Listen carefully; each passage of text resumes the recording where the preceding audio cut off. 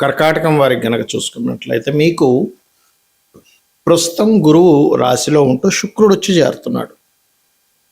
ఈ మీ లగ్నానికి గురువు శుభుడు, శుక్రుడు పూర్వజన్మ కర్మకారకుడు. ఈ పూర్వజన్మ కర్మకారకుడు ఎప్పుడైతే గురువుతో వచ్చి చేరుతున్నాడో ఇక్కడ ఇచ్చేటువంటి రిజల్ట్ ఏమిటి అని చెప్పి చూసుకున్నట్లయితే it's very very very clear. ఇది ఒక శుభ పరిణామం అని చెప్పుకోవచ్చు మనం.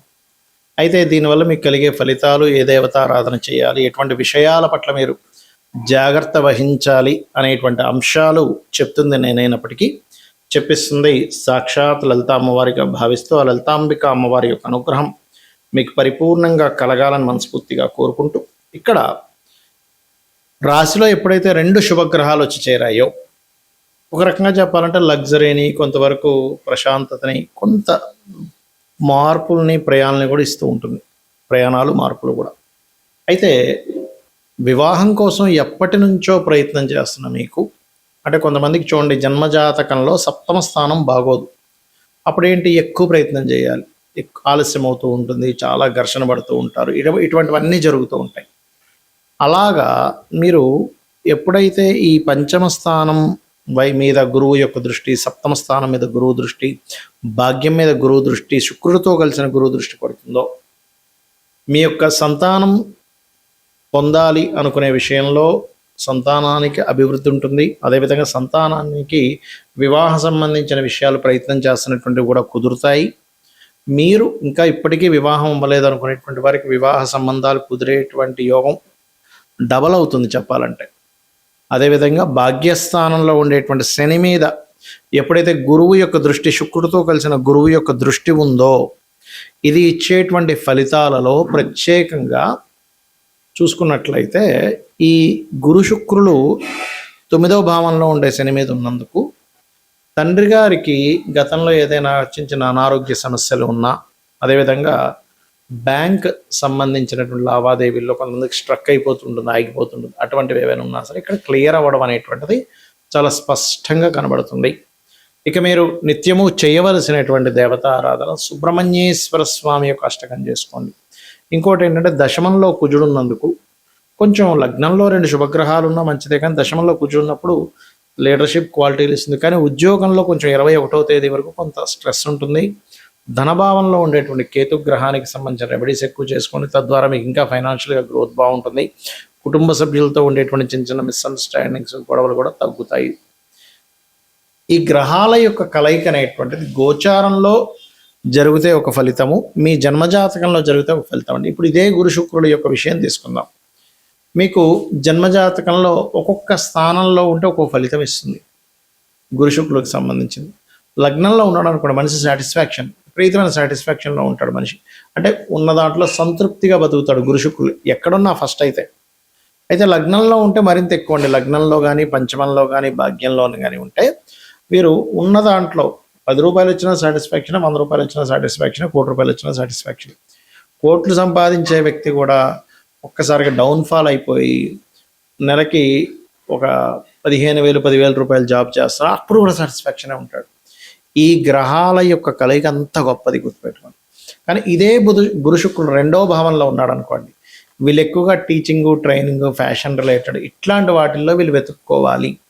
మీ పర్సనల్ చార్ట్లో కనుక గురు శుక్రులు ఇద్దరు 2లో ఉంటాయి. అయితే ఇక్కడ మనం అర్థం చేసుకోవాల్సింది ఏంటంటే మీ ధనాధిపతి యొక్క స్థితి కూడా ఎలా ఉందో చూసుకోవాలి. మీ ధనాధిపతి బాగున్నాడు, 2లో ఈ 2 శుభగ్రహాలు ఉన్నాయి, ఈ లగ్నానికి శుభులు, బాగుంది, కండిషన్ బాగుంది, అప్పుడు వీళ్ళు జన్మించిన కుటుంబంలోనే అభివృద్ధి ఉంటుంది. అదేవిధంగా వీళ్ళు ఫైనాన్షియల్గా ఎప్పుడు ఇబ్బంది పడరు 2లో కనుక ఉంటే. ఇంకా 2వ అధిపతి పూర్తిగా పాడైపోయి రావుకైతే యాక్సిస్లో పడితే తప్ప, ఆ దశలు రాకపోతే తప్ప, దశలు వచ్చాయి ఒక యుక్త వయసులో అంటే చాలా బాగుంటుంది. 3లో ఉన్నప్పుడు ఏమవుతుందంటే కొంచెం వివరణ ఇవ్వడానికి వీళ్ళకి మంచి స్కోప్ ఉంటుంది, అన్నదమ్ములతో కొంత సఖ్యత ఉంటుంది. కాకపోతే 3వ అధిపతిని కూడా చూడాలి. ఎప్పుడు కూడా 3లో ఉండే గ్రహాలు 3వ అధిపతి. దీనివల్ల ఏంటంటే సామరస్యంగా ఏదైనా సరే చాలా నీట్గా మాట్లాడుకొని సెట్ చేసుకోవడానికి బాగుంటుంది ఈ కాంబినేషన్. 4లో ఉన్నప్పుడు మీరు ఇన్వెస్ట్మెంట్స్ చేయడం అనేటువంటిది ఎక్కువ ప్రాపర్టీస్ మీద చేయాలి, విద్య మీద చేయాలి. ఎంత విద్య చదువుకుంటే అంత బాగుంటుంది, ఎంత ప్రాపర్టీస్ తీసుకుంటే అంత బాగుంటుంది. ఖచ్చితంగా 2 ప్రాపర్టీస్ ఉంటాయి, అది కార్లు కావచ్చు, వాహనాలు కావచ్చు, గృహాలు కావచ్చు, ఏదైనా కానీ. పంచమంలో ఉన్నప్పుడు మంచి శుభమైనటువంటి ఫలితాలు, అంటే మంచి సంతానం కలిగిస్తుంది. 6లో ఉన్నప్పుడు మాత్రం గురువులతోని స్త్రీలతోని శత్రుత్వాన్ని ఇస్తుంది. కాకపోతే ఇది కూడా కొంతవరకు ధన యోగాన్ని ఇస్తుంది. కంఫర్ట్ జాబ్స్ని వీళ్ళు వెతుక్కుంటారు. సప్తమంలో ఉన్నప్పుడు మిమ్మల్ని గైడ్ చేసే శ్రీమూర్తి రావడం, మీకు చక్కగా అంటే అందమైన అమ్మాయి లేదా అందమైన అబ్బాయి, చక్కటి రూపురేఖలు, చక్కటి గైడ్ చేసేవాళ్ళు మీ భాగస్వామిగా వస్తూ ఉంటారు. అష్టమంలో ఉన్నప్పుడు కొంత ఇన్సూరెన్సెస్ మూలంగా కలిసి వస్తుంది. అంటే ఇన్సూరెన్సెస్ కట్టడం, ఇన్సూరెన్సెస్ ఫీల్డ్స్లో మీరు ఉండడము, పిహెచ్డీస్ చేయడము, ఇటువంటి వాటి మూలంగా లేదా తాతగారి ఆస్తి మూలంగా కలిసి వస్తూ ఉంటుంది. అయితే ఇక్కడ ఒకటే గుర్తుపెట్టుకోండి, ఆ అధిపతి కూడా ఎలా ఉన్నాడో చూడాలి. భాగ్యంలో ఉంటే దేవత అనుగ్రహం అధికంగా ఉంటుంది. దశమ స్థానంలో ఉంటే teaching, training, fashion related, financial రంగాల్లో మీరు కనుక ఉన్నట్లయితే చాలా బాగుంటుంది. లాభంలో ఉన్నప్పుడు ఇటువంటి రంగాల్లోనే వ్యాపార రంగాల్లో బాగుంటుంది. ఫ్యాషన్ కానీ, ట్రైనింగ్స్ కానీ, టీచింగ్ కానీ ఇట్లాంటి విషయాల్లో 12వ భావంలో కనుక ఉన్నట్లయితే ఇక్కడ ఇది కొంతవరకు మ్యారిటల్ లైఫ్ విషయంలో ఇక్కడ 12వ అధిపతిని కూడా పరిశీలన చేయాలి. లేనట్లయితే ఒక్కొక్కసారి ఇది ఏమవుతుందంటే 2 వివాహాల యోగాన్ని కూడా ఇస్తుంది. ఇలాగా 2 గ్రహాల కలయిక ఒక యోగాన్ని క్రియేట్ చేస్తుంది. గుర్తుపెట్టుకోండి, ఆ యోగము శుభంగా ఉందా, ఇబ్బందిగా ఉందా, 2 గ్రహాల కలయిక. ఎందుకంటే ఇప్పుడు మనం అంటే గురు శుక్రులు మాట్లాడుకున్నాం. అదే కుజరాహువులు మంచిది కాదు, శనికేతువులు మంచిది కాదు, రవిరాహు మంచిది కాదు. అయితే ఒక్కొక్కసారి మంచి కూడా చేస్తుంది. ఎప్పుడు అంటే అక్కడ పడేటువంటి పోర్ట్ఫోలియో, అంటే ఆ అధిపతి ఎలా ఉన్నాడు, ఆ గ్రహం యొక్క బలాబలాలు ఎలా ఉన్నాయి, మహాదశలు అంతర్దశలు ఎలా ఉన్నాయి, నవాంశ చక్రంలో ఉండేటువంటి బలం ఎలా ఉంది అనేటువంటి దాన్ని కూడా మనం పరిశీలన చేయాలి. అయితే ఏ గ్రహాలు ఎక్కడ ఎలా ఉన్నా ఒకటే బాగా గుర్తుపెట్టుకోండి, మీరు కనుక లలితా అమ్మవారిని నమ్ముకొని లలితా సహస్రనామాలు నిత్యము చేయగలిగితే మిమ్మల్ని ఆ అమ్మవారు ఒక తల్లి బిడ్డని కాపాడినంతగా ఖచ్చితంగా అదే విధంగా కాపాడుతుంది. చూడండి, మనం ఈ విశ్వంలో ఉన్న ప్రతి జీవరాశిని చూస్తూ ఉంటాం. ఆ ప్రతి జీవరాశిలో కూడా చూడండి, కోడి ఉంది, తన పిల్లలంతా జాగ్రత్తగా కాపాడుతుంది, గద్దెత్తికి వెళ్ళిపోకుండా. అదేవిధంగా ఏ జీవరాశి అయినా సరే, కోడి దగ్గర నుంచి, పక్షుల దగ్గర నుంచి, క్రూర మృగాల దగ్గర నుంచి ప్రతిదీ కూడా ఎలాగైతే కాపాడుతుందో అంతే విధంగా మీకు అమ్మవారి యొక్క ఆరాధన కనుక చేసినట్లయితే మీకు ఒకటి నిత్యము చేయడం వల్ల మీకు కష్టాలు ఉన్నా సరే దాన్ని అధిగమించేటువంటి శక్తి వస్తుంది. గుర్తుపెట్టుకోండి. ఏమైపోతుందో మహా అంటే సరే ఇప్పుడు కష్టపడించాను, రేపు పొద్దున సుఖపడతాను కదా అని తెలియని ఒక మనోధైర్యం పెరుగుతుంది. రెండవది, దాన్ని ఎలా హ్యాండిల్ చేయాలో తెలుస్తుంది. ఒక సిచ్యువేషన్ వచ్చినప్పుడు హ్యాండిల్ చేయడం తెలియాలి, ఎలా హ్యాండిల్ చేయాలి దీన్ని. మూడవది ఏంటంటే, ఆ కష్టము ఖచ్చితంగా మీ జీవితంలోంచి తొలగిపోవడం జరుగుతుంది. ఈ 3 ఖచ్చితంగా మీరు అమ్మవారి యొక్క ఆరాధన చేయడం ద్వారా తొలగిపోతాయి. గుర్తుపెట్టుకోండి. అయితే ఇక్కడ మనం అర్థం చేసుకోవాల్సింది, ఇలాంటి కాంబినేషన్స్ అంటే ఒక మంచి కాంబినేషన్ ఉన్నప్పుడు గోచారంలో గ్రహాలు గనక అనుకూలిస్తే చాలా అద్భుతమైనటువంటి ఫలితాలు వస్తాయి. ఒకటేసారి మనం చూస్తూ ఉంటాం, చూసారా, కోట్లకు వెళ్ళిపోయాడండి అని.